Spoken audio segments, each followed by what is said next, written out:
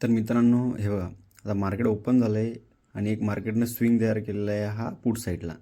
तर जोपर्यंत मार्केट इथे किती पण खाली आलं ना, तर मी पुट साईडला कोणताच ट्रेड घेणार नाही. मला काय पाहिजे, इथे एक या लेवलपर्यंत जरी मार्केट आलं तरी चालेल, किंवा इथे जे कन्सल्टेशन केलं तर तुम्ही बाय साईडचा प्लॅन ठेवेल. मला पुट साईडचा प्लॅन इथे कुठेच नको आहे. हां, जर मला पुट साईडला ट्रेड करायचं असेल ना, तर मी इथे करेल, इथे या लेवलला करेल, या लेवलला करेल.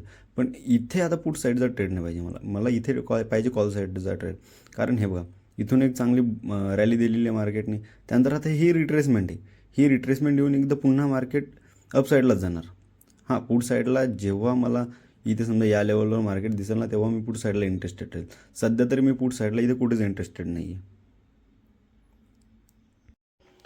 तर मित्रांनो, जसं मी तुम्हाला बोललो होतो की आज मी पुट साईडसाठी इंटरेस्टेड नाही आहे, कारण ऑलरेडी मार्केट पुट साईडला चांगलं आलेलं होतं. त्यानंतर बघा, काल एक मार्केटने बुलिश रॅली दिलेली आहे. हां, आज मार्केट ओपन झालं, त्यानंतर थोडंसं इथे एक पॅनिक क्रिएट झालेलं आहे, म्हणजे मार्केट खाली आलेलं आहे. त्यानंतर मी तुम्हाला आधीच बोललो होतो की मला आज पूर्णपणे कॉल साईडचा ट्रेड पाहिजे.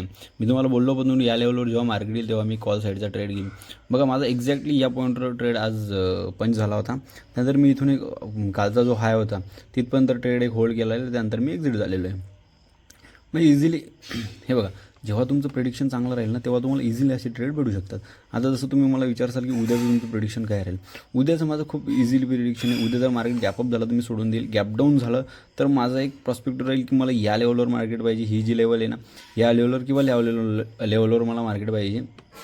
हां, जर इथे एक म्हणजे जेव्हा मार्केट इथं फ्लॅट ओपन होईल तर मी वेट करेल. म्हणजे आजचा जो हाय आहे तो हाय ब्रेक होईल. कारण की हे बघा, हा स्विंग आपल्यासाठी एवढा इम्पॉर्टंट आहे. मार्केट यावेळेस इथे आले, मार्केट इथून हा ब्रेक नाही करू शकलं.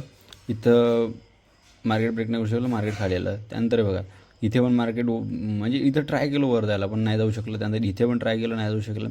इथे एक फेक ब्रेकआउट दिला आणि एक्झॅक्टली कालचा जो हाय होता एक्झॅक्टली त्याच पिन पॉईंटपासून मार्केट खाली आलं. तुम्ही जर 15 मिनटात बघसाल तर तुम्हाला कळेल की हा ट्रॅप होता मार्केटचा. नंतर उद्या जर इथं समजा फ्लॅट ओपन झालं तर मी वेट करेल. मला एक चांगलं कन्फर्मेशन भेटेल. 15 मिनटात जेव्हा मला कन्फर्मेशन मिळालं कॉल साईडला, तेव्हा मी इझिली ट्रेड भेटून जाईल. मला तुम्ही विचारसाल हे EMA कोणते, तर माझा हा EMA बघा, मी असं काही लपून ठेवत नाही. माझा EMA 13 EMA आणि 15 EMA हे दोन माझे EMA येतात.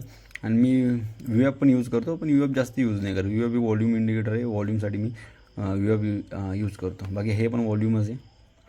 बाकी माझी जी मेन स्ट्रॅटेजी आहे मी तुम्हाला काही दिवसात म्हणजे फ्रीमध्ये तुम्हाला सांगून देईल सर्वांना की मी कोणत्या बिहापुर ट्रेड घेतो, काय करतो ते.